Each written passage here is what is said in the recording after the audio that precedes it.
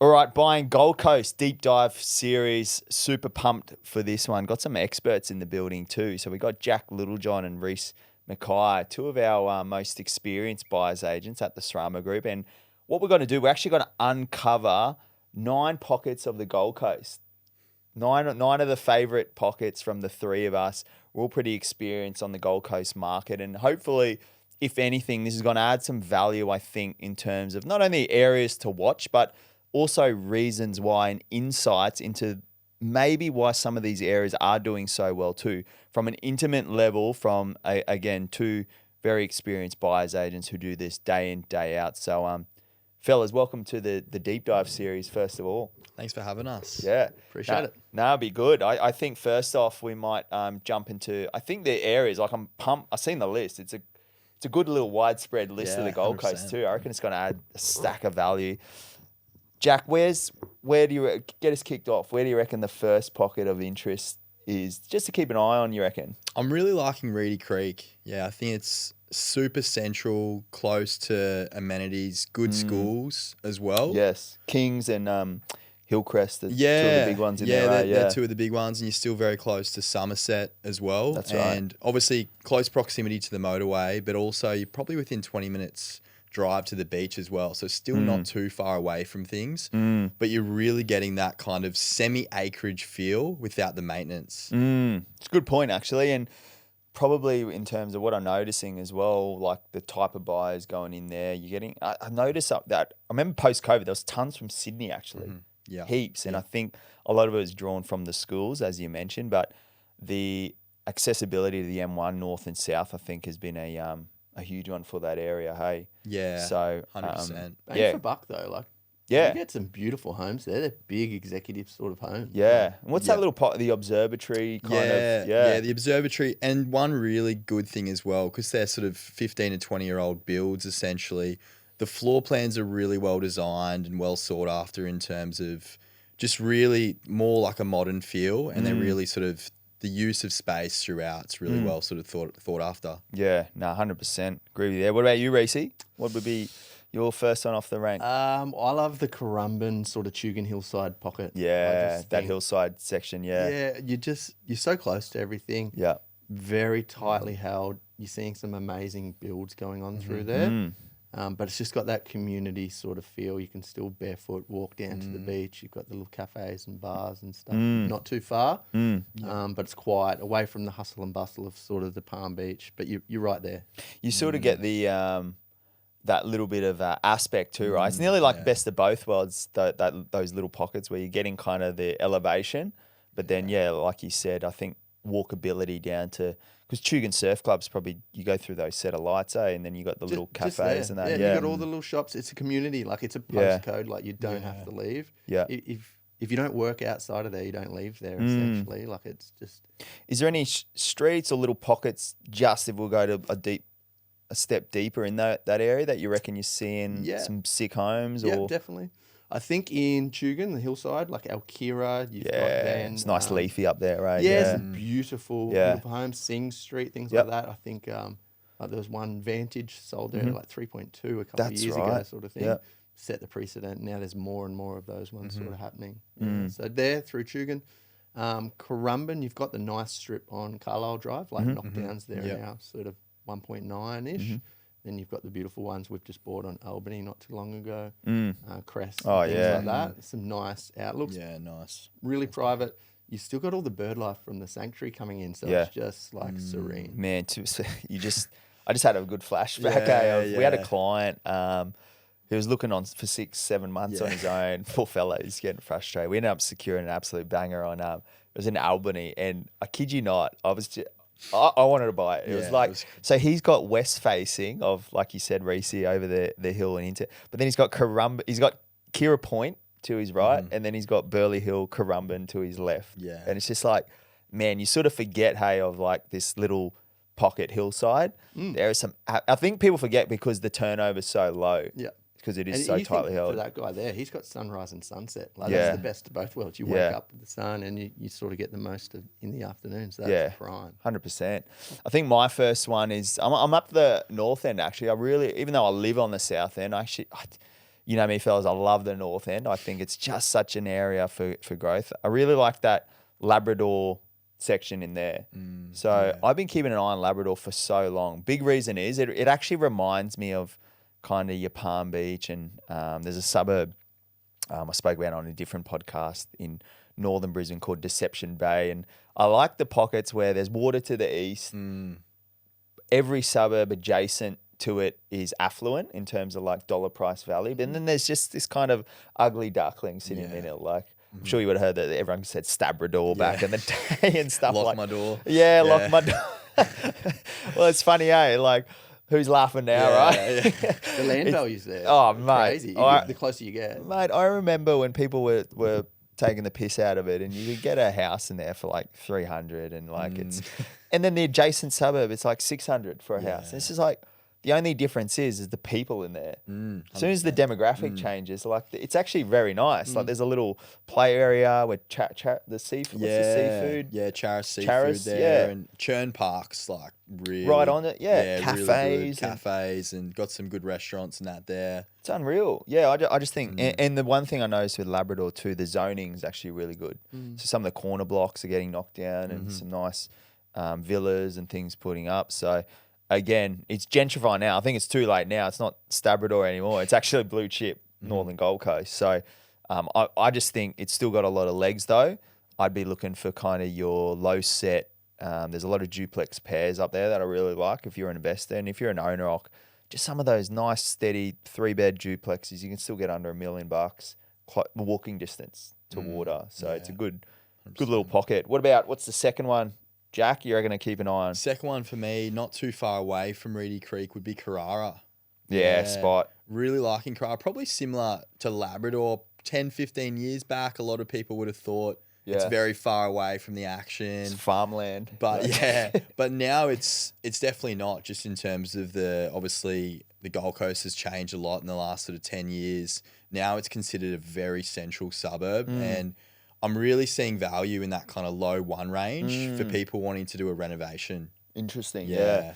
Is there any examples, secured anything up there? I mean, there's countless, but there was one in particular, we won't mention his name, but those school teachers. We recently secured something on Ivy Street. Yeah. Elevation. Yeah. I think those guys were in the market probably for 2-3 months, and they were actually purchasing through a self-managed super fund as well, which they had some difficulty in terms of, I guess, multi-offer scenarios, and just you need the longer finance clause. They came to us and I guess wanted to see some more opportunities and a bit of guidance. And I think it was three weeks. We had a fair few good opportunities, I guess, for them. And this one just ticked every box. It had the high ceilings, character.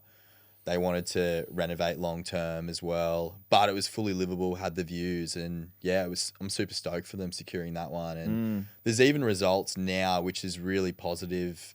I think 121 Allison Road last year sold for $2 million. So there's some dry blocks in Carrara starting to fetch some really big money. So I think there's real scope in that kind of low one range if you secure something. It's a good point, because you sort of look at that one there, you secured off market and Ivy. Obviously sub 1.2, I mean, it's probably not out there for the average buyer, but because you get access to off market, probably got that one for a steal in our opinion. But sub 1.2 freestanding, I mean, even some standalones are still sub 1.3. You could get a good decent home. Now you're starting to see some of those, even the waterfronts and dry blocks in Carrara. Big money. Yeah, 100%. Big money. There's that River State area where Fitzwilliam Street on the sort of main river, just off the main river sort of there. And they're pretty tightly held, but highly sought after, eh? Yeah, highly sought after. Definitely. And a lot of people that end up finding a home there, they're pretty much locking it in because they're so close to everything. Yeah. And main river access too for the boaties and waterfront people out there. What about you, Reese? What's the next one off the bank? We're probably keeping on waterfront a little bit. Well, more so like the Currumbin Waters waterfront pocket. Yeah. Like we're seeing some amazing builds being done there. Hankins are the guys responsible for Dahlia Estate. They're building this massive place there in Shergwin, so right on the main river. Yeah. I just think people are drawn to it now. They're understanding Palmy's quite busy. Yeah. A lot of the guys in there, But you can actually utilise the water a lot better in Currumbin as well. You've got better access out to the ocean. To the by ocean, alley, people don't underestimate. They don't think about that. Hey, yeah, And the water flows through really well, so it's nice and sort of fresh. yeah, But some beautiful streets like Keel and Chown, Currumbin as well, like Main River, really private. We've seen some monster results there. So there's a sale at 5.6 million in Tin Drive. So the other side, not very good water, but just nice and private. And I think that also is another thing that we're seeing. People are wanting that privacy. yeah, They'll build these beautiful homes. They want that privacy. Yeah. Yeah. But what it does for the rest of the suburb, it just lifts everything up. yeah. And we'll continue to see that through there, I think. Some beautiful Jason Pates being built in through there. So, Yeah, it's a really good suburb, and I think another one on Currumbin Waters is that kind of lifestyle factor now finally there. I think probably what's lacked it in the past is, they'd have to go to Palm Beach to get a good coffee and brekkie and stuff like that. But I think that little industrial section, there's some cool little refinery dust cafes. Yeah, Yeah. it's all happening 100%. But you think as well, like that's in that PVC catchment, and that's forgotten about. True. A little Yeah, bit. that's a good point. What you may not be able to afford in Palm Beach, you might be able to get on water. Yeah. You might get a nice place there, or you're in a good spot. You're Yeah, in that it's a good catchment. point actually. There was a client we secured off market, point position. So point position for anyone listening, sort of the end of the cul-de-sac, wide water. They were looking dry block, actually Burleigh and Eleonora for a while. And we ended up securing something off market. It was about, what was it, nearly 1,000 squares, well, not 900 just squares? under 1,000, yeah. Yeah. About 25 metre Yeah. frontage. Point position, that was under 2.3. It was 2.250, I think. Yeah. 2.25 to give perspective. So 4/5 better, big block, scope to do renovation too. But that parcel of land is like, That's 4 that- mil, yeah, 5 million. yeah, and they never knew they'd get on water. So if you ask someone who's got capacity maybe in the twos, maybe you've always dreamed of the waterfront lifestyle and thinking it's out of reach, maybe like that couple there, they got kids at PBC too. So that's a really good point you made there, Reese. I think my second one's staying up the north end is Southport. Yeah, Again, nice. why I love Southport, right? There's pockets within pockets. And I believe Southport is one of the only suburbs on the Gold Coast where you could have a $10 million house and within a 2-minute drive, you can get something for 800 grand. Isn't it wild, it's Like, crazy. so what I'm giving perspective, if anyone knows Southport, or if you're looking on a map now, there's a school there called the Southport School, TSS, and there's a TSS precinct just behind, there's Yacht Street, there's some riverfront ones, like Regatta Parade. Regatta Parade, like just drive on Regatta Parade to get a yeah. sense on what we're talking about here. Bangers. Like it's even worth just going there, having a look at some of the houses.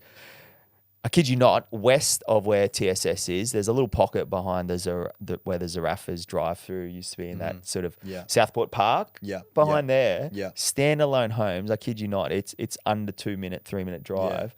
You can get under 1 million for a block. Obviously, that's increasing. Maybe by the time this is launched, you're probably nearly priced out. But I see so much opportunity in that because, again, the price disparity between the same postcode is just crazy. So I'd be looking for things. There's a lot of double-story homes out there. So obviously, make sure you get your building and pest. But if it's structurally sound, some of the homes where they're building in underneath, keeping the character above, doing some landscaping. Now you're starting to see some results ticking closer to that too. And obviously, as time progresses, that school becomes more and more popular. Yeah, It's only going to 100%. venture out that way, right? So, yeah, have a drive in Southport. You'll know what I mean. There's literally $10, $20 million homes Crazy. up the road, under $1 million. Yeah. Crazy. I think Crazy. Ferry Road Markets was like really a game Huge, changer wasn't it? Yeah. for that area. I think they first had it in Brisbane and James Street and brought it to the Gold Coast probably 10, 15 years ago now. Yeah. And I think it sort of really changed the whole dynamic of Southport. You did, eh? Yeah. Like a demographic kind of shift. Shout out to Cardamom Pod. You been there? Cardamom Pod? I've never been actually. Yeah, no. it's vegetarian, vegan. I eat meat, but like I kid you not, it's one of the best breakfasts on the Gold Yeah. Coast. Give it Yeah. a quick Give it a little run, shout out give to it a run, Cardamom yeah. Pod. No sponsors, but jump on board if you Yeah. want. What's the third one for you, Jack? Third one, so back on the waterfront, still sort of central on the Gold Coast. So Benowa Waters. Oh yeah, Yeah. Yep. So Good probably pocket. probably a big reason for Benowa Waters. I think it really close to, obviously, amenities. You're still very centrally located. Some key schools there. Benowa High School is probably one of the most like highly Sought regarded. after, right? Yeah, and you've true. got to be in a certain catchment. And True. basically, if you're not in Benowa Waters, even if you're in Southport, Ashmore, around the corner, a lot of the time you're actually not falling under the catchment zone. So there is an extreme demand to sort of be in that pocket there. I like the fact it's got a really nice off-leash dog park as well, Cabana. You'd be all about that. Yeah, Yeah. it's real good on the Yeah. water there, Yeah. and super nice feel. And some of the homes there, like if you're looking for a waterfront, you're into boats. They've got the essentially underground basement. So if you got some toys, got some things. I think, and you don't want to be up north, Hope Island, Runaway Bay, Sovereign Islands way. I think Benowa Waters is really something Bit worth more considering. central, yeah. We've secured a few around there for some medical obviously, there's Pindara Private Hospital. There's a physio around there. So I noticed the kind of demographic of people too in there are quite astute. Got a Riggs Recovery around there. Oh yeah, shout out to Riggs Recovery. Yeah, good spot too. So it's got everything. Nice feel driving through it. It does, yeah. Yeah. It's coming a long way. You got the underground power lines and that as well. So aesthetically it looks pretty good. Yeah, there's a little market knowledge for you. And what about you, Reece? What would be the third one to keep an eye out on yours? Yeah, I mean, it's probably just like an old favourite that just keeps on performing, and you think it's dying, but then it continues. Palm Beach, like. Yeah, the 4221. Yeah, it's been a hot spot. For isn't long. it? Hey, but I think like when COVID was happening, we were just seeing the knockdown prices go up by 100,000. Crazy, Yeah. And I think recently, like you've noticed with the dish buyers who've bought, $40 million on beachfront, a couple other big ones. There's some massive waterfront sales as well. Talabudra Drive, Dogwood as well. I just think we're set for another sort of price hike in Palm Beach. Yep. Once these guys do their build, what's the value there? Yeah. What are all the other landowners and asset owners sitting on after that? Yeah. No, it's a good point. And one thing with Palmy, I think the feedback you got Talabudra at the north end, you got Currumbin Creek at the south end, but in between it's actually flat. Yeah. And I didn't actually realise this until we've helped so many people live in Palmy, is that they like it because it's flat and everyone zips around on the e-bikes now. And like it's just you can get from one end to the other super quick. Still pretty tribal though, isn't it? Yeah, like it is. There's the north, there's the south, and there's the central. I mean, everything's got its own. Like you got Talabudra at the north, beautiful. You're straight across to Burn. Renovated now too. In the central, you've got everything sort of thing. A little bit quieter, some people think. And then south, you got the Dog Beach, you got PBC, you've got the shops and markets. Like that. So, I mean, there's pockets there as well that people really love, and they'll fight very hard. For some of the properties. So. Yeah. Shout out to the new aquatic centre too, South Palmy, just come into play. So that's crazy. Good little spot now for the Southern Gold Coast. So really good point. And then my last one would be right down the south, just on the border, would be the pocket of Coolangatta. Reason I like Coolangatta is I'm just noticing, I always have a look at the amenities in a suburb too and the money being spent. So not only when, where was the old Pizza Hut? What's it called again? Siblings. Yeah, I remember when Siblings come on the scene and it was like, that's bold, to throw a kind of a quality of restaurant down there. Bit isolated. A family favourite, but now it's so popular. It's literally one of the best restaurants on the coast. Long behold, next door pops up Kira Beach Hotel, multi-million-dollar development. Munro, there's Flow. There's some of these buildings, I kid you not, are like some of the best I've seen on the Gold Coast. So what that's telling me is that it's not so sleepy anymore. Yeah. It's starting to really bubble up. I think what I'm noticing is like even little things like that native state as well. And like things where the demographic wouldn't have been there for that previously. You're finding that demographic of people down there now. I know a few people we've secured for that are from Melbourne, Sydney. We purchased a few off market in the Rainbow Bay pocket for a couple from the New York. And like people don't know there's a lot of wealth actually down there. Yeah. And the one thing to top it off, I think it's very naturally still beautiful. Like 100%. That Kira, it's so that board, back, you know what I mean? Like it's that boardwalk. Like if you want looking for a photo shoot of Doom, like that's the spot. It is absolutely insane. So I just think that whole Coolangatta section still a lot more legs as 100%. well. And you see some of those builds, they could put a lot more units in some of them, but they're going the higher finish, getting big sale prices on the back of it. But then future, price growth and whatnot, when there's not, 100 units in that tower, they're hot and high in demand. So 100%. I'm very keen on that for topic sure. as well. Even that sort of entry level apartment buyer in the walk up space, I think it's a really good pocket. Sort of sub that 825 mark. Something in a low density Like a block 6 where or something, you've probably got 6 or 8 there. Yeah. I think there's some really good opportunities 100%. that way at the moment. Yep. Secure that good land to asset ratio early, hey? Yeah. Yep. Let the location do the heavy lifting. No, I love it. Well, there you have it. I think we've pretty much uncovered 9 of our personal favourites. And again, this isn't a metric on these are the 9 best. I just thought it'd be great to get to the fat with 3 buyers agents who live and breathe the Gold Coast every single day to get in those ones. I think 2 key tips out of this, fellas. I think number 1 is obviously the suburbs we mentioned. There's opportunity in them too, right? The second tip I can give is I always say bridesmaid suburbs, right? So where some of these suburbs are, just have a look what's next door. Have a little peek. And the reason, obviously we got our big blue, our Burleys and Mermaids and everyone knows that. But we just wanted to highlight some of these ones that probably 5 years ago, 6 years ago, probably weren't pockets extreme demand, right? So my goal for anyone is hopefully they take the advice from today and can kind of do a bit of gold sifting around now and having a little look. But fellas, that was unreal. Lastly, what I was going to say was, what's your favorite? Just get curious. What's your favorite beach on the coast? Just for general swim and refresh, bit of a sunbake and tan. Where'd you pull up the tower? I'd probably have to say Main Beach right out the front. Yeah. Beulah Lane. Yeah, I was going to say, I could see on Tedder Ave, but shirt undone, some good cafes. Yeah, there is too. some good cafes. Yeah, I can see there. What about you, Reece? I like in and around the alley. Currumbin there? Yeah, I just think you can dodge the wind a bit as well. If it's howling southerly, you can tuck in there in the alley. If the northerlies coming, you can sort of duck around, and they've got the creek there as well. I just think it's pumping. There's always people there. I think it's a good little spot. It is a good spot. It's good for learner surfers too, eh? Yeah, it's pretty chaotic. You just got to get. I was going to say you got to get there early though. It's crazy. Now, awesome fellas. Well, appreciate your insights, your wisdom, and hopefully that added some value to some people who got their eye on the Gold Coast. Yeah, thanks for having us. Yeah, that's it. Cheers.